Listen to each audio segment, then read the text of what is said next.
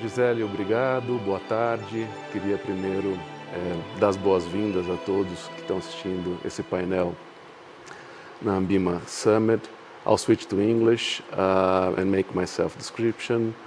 I am a white male with brown grayish hair and beard, wearing a blue suit and white shirt. I'm sitting in this chair in this very nice stage prepared by ANBIMA. We have the honor to be here today with Professor Scheherazade Rehman. Good afternoon, Professor. It's a pleasure to be here with you. Can you please make your self-description, if you wish?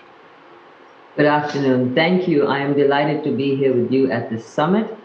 I am a female professor whose background is multicultural. I have coffee skin and hazel eyes. I'm wearing a navy suit. I have lived and worked in Asia, Middle East, and Europe, and now in the United States. I was a currency trader in another life, but now I am a professor in Washington, D.C. in international finance, and I'm talking to you from my home. Thank you, Professor. Today we're going to discuss regarding globalization of markets, especially the free flow of investments across border. This is a very important theme for us here, Professor. We now have in Brazil a very, let's say, evolving environment of the possibilities to purchase goods from everywhere in the world. A lot of flexibility there, but we still think that we have a lot to still ahead of us as far as investments freedom, either inbound and outbound. ANBIMA released a very comprehensive work as to suggestions in how to attract investments to Brazil and how to facilitate investments from Brazil, from the Brazilian savings in international assets. Professor, we would like to take advantage of your experience and expertise in such field. What can you tell us about the importance of this more flexible and more free capabilities of making investments in both ways, into the country and savings from the Brazilians in international assets? Can we start from there? Yes, of course. You mentioned that the benefits of cross-border trade are already very apparent in Brazil, as they are in all other emerging markets. So the short answer is that similarly, there are great benefits of foreign or cross-border portfolio investments, meaning financial and capital market investments, as it gives investors an opportunity to engage in international diversification of portfolio assets, which in turn helps achieve a much higher risk-adjusted return. The data is quite clear that allowing both inward and outward financial capital markets investments permits diversification across countries, industries, and companies, as well as asset classes and currencies, and is significantly more beneficial than if domestic savings are insulated in the domestic financial market. And this is particularly true for emerging markets as it reduces the risks and results in a more optimal portfolio setting by spreading risk across many different investments. So, essentially, if I'm going to be very straight to the point, when emerging financial markets fail or they're hit by a crisis, the domestic investors tend to suffer more in an insulated financial market, and recovery could be in years, not months. So my point really is that locking domestic savers, investors in just the local domestic financial markets is almost a disservice in this globalized financial market arena, especially for emerging market savers. So it's actually incumbent upon markets and regulators to adopt a more flexible approach, which can pivot with the shifting global financial landscape and to adapt to better serve domestic savers. Professor, you touched on a very important point for us. We're actually pretty much in a discussion throughout this afternoon. There were other panels that really discussed this importance and maybe a lot of suggestions and ideas in how to do it. there is this balance that it's a legitimate concern in how to protect investors from excessive risks, especially the retail investors, if you wish, as to the investments opportunities that they have, but also maybe if we protect too much and we restrict investments outside Brazil or in different assets, we are not really protecting them. What can you tell us about this balance and what you have seen in maybe other countries or the path that they took toward this issue or this balance that is needed? Yeah, you've touched upon a very delicate issue between regulating and safeguarding domestic savers versus going overboard and over protecting them and to their detriment. So when we are addressing the most vulnerable domestic savers, and even with pension assets, we have seen that global portfolio diversification is desirable because the volatility of asset returns is high domestically, while the risk tolerance of small savers and pensioners is low. So additionally, restrictions of foreign investments for domestic savers and pension funds cannot be justified anymore on the grounds of national financial development arguments in this day and age. In fact, it's often the reverse. It was the strategy that was deployed by Japan in the 50s, 60s, and 70s, and it served them well.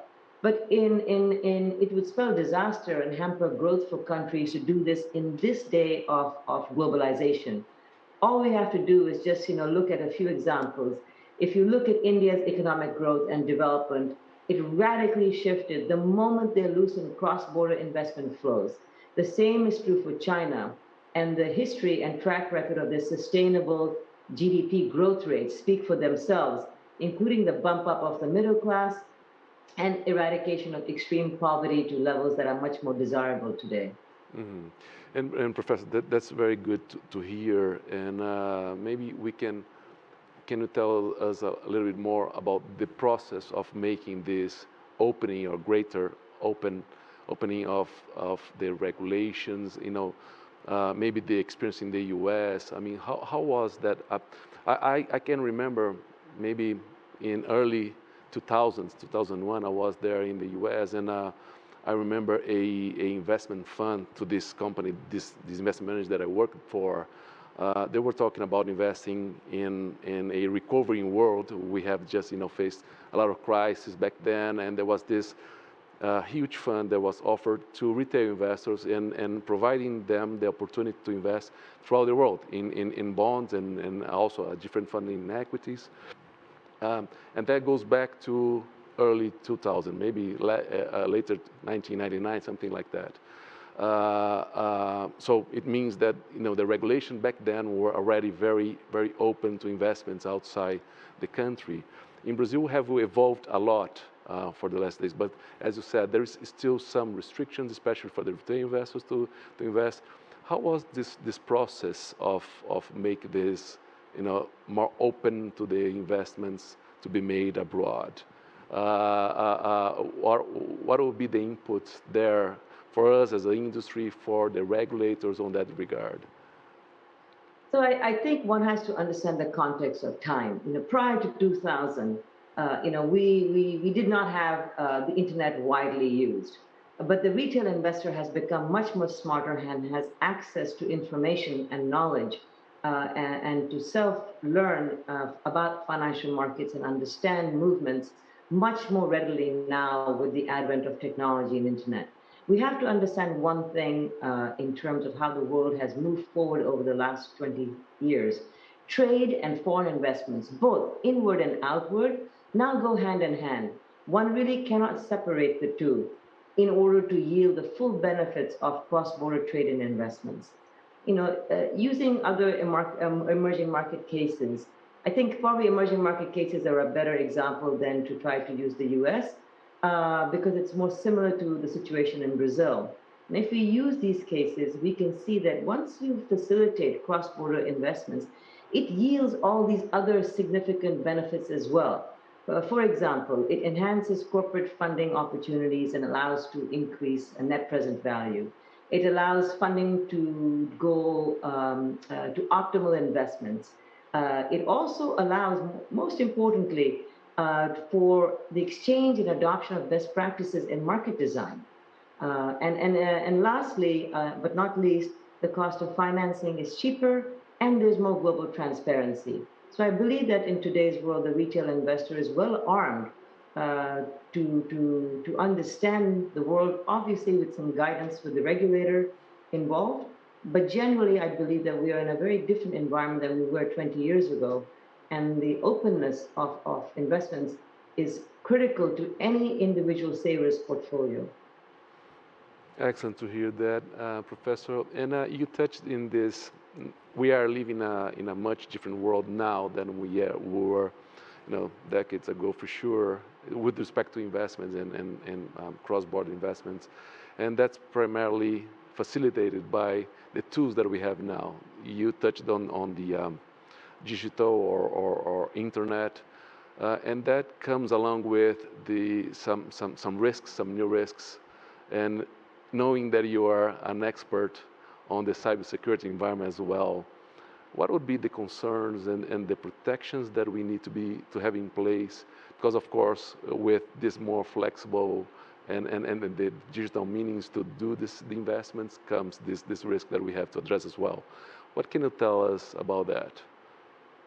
So the cybersecurity risk in the financial industry has been present for well over a decade.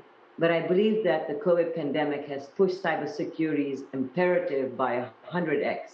Technology and digital innovation and disruption that was supposed to be rolled out over 3 to 5 years last year got rolled out in 3 months due to the necessity of COVID lockdowns. And we fast forwarded into the future by 3 to 5 years in technology.